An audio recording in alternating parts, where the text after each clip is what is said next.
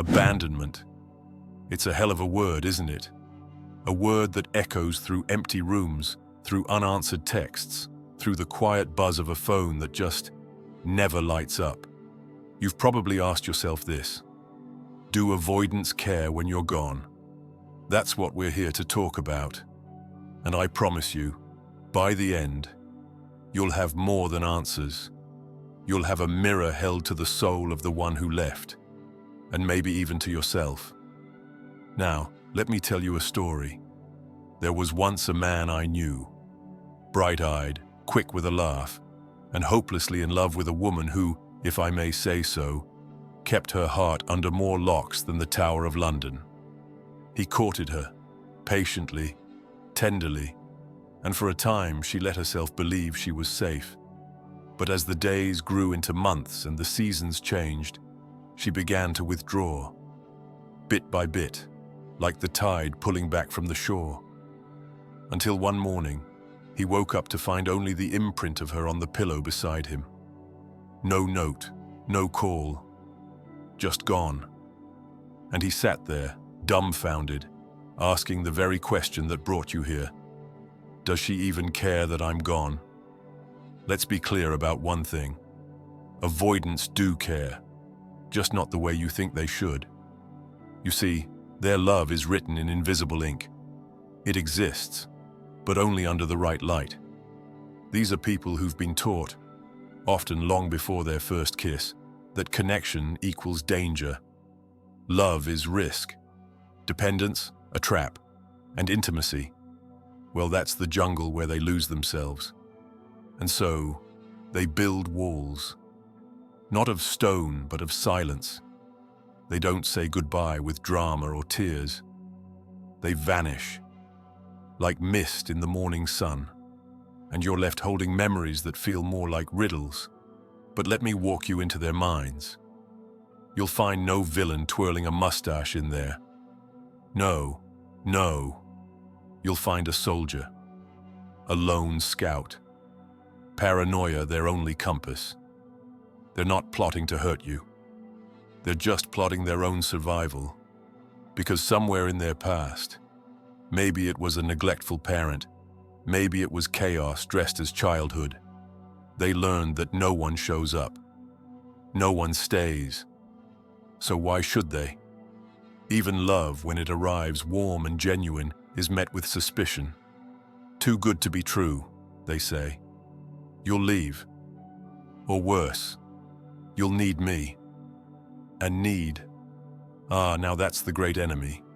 You show too much of it and they don't see someone longing to connect. They see a trap. They see a mirror reflecting their deepest fear, that they cannot give you what you need. Let's not mistake this, though. The moment you leave, they do notice. But unlike the movies, there's no sudden sprint through the rain to catch you at the airport. No dramatic knocking on your door. No, it comes like a whisper. First, a question. Did I do the right thing? Then, why does this always happen? Then, the creeping, quiet ache of emptiness.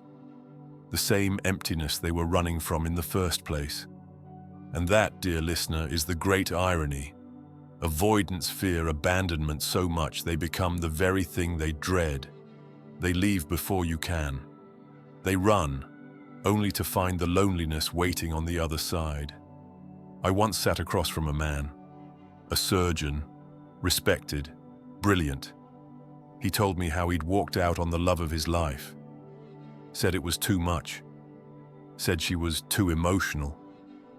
But when I asked what she'd actually done, he paused. She cried because I missed her birthday. And then I saw it. The flicker, the tremble beneath the armor. He wasn't cold, he was terrified. Avoidants don't process grief like the rest of us. They compartmentalize, file it away, out of sight, out of mind, until one day they see your photo, hear your name, smell your perfume in a stranger's coat, and then the file flings open, and they are swamped by what they were never equipped to feel. Do they care? Yes. but it's a care delayed until it's safe enough to feel it. Often, that moment never comes. Or if it does, it's too late. They'll circle back, though. Oh yes, they do. They'll watch your stories. Send a meme, a "Hey, how have you been?" So light, so casual, like they didn't fracture you in silence. They're not monsters. They're scouts lost in a world of gardens, still convinced every rose hides a thorn. But here's the rub. Just because someone is broken doesn't mean you're the glue. You are not the balm for wounds they won't even admit they have. Your job was never to save them. It was to love them. And you did. So now, your job is to save yourself. Ask yourself this. If they came back today, would you ask the hard questions? Have you changed? Can we talk? Will you stay? Or would you simply be grateful they returned, as if your worth were measured by their presence? Number no more of that. You deserve a love that isn't a risk analysis. A love that doesn't ghost at month 7. A love that says, "I see you, and I'm not going anywhere." You see, avoidants don't need fixing. They need awareness. And if you're not seeing that effort, if your questions are met with anger or distance, it is not your job to pull them from the jungle. You are not a jungle guide. You are someone worthy of love without negotiation. So do avoidants care when you're gone? Yes. Quietly, in their way. Sometimes in the dark. Sometimes years later. Sometimes never allowed. But they care. But the real question, the one you must ask now is, do you care enough about yourself to stop waiting for them to say it? Because your life is not a waiting room. And darling, the world is full of people who speak the language of love fluently, without translation, without delay, without fear. Find them. And next time someone leaves without a word, don't chase the echo.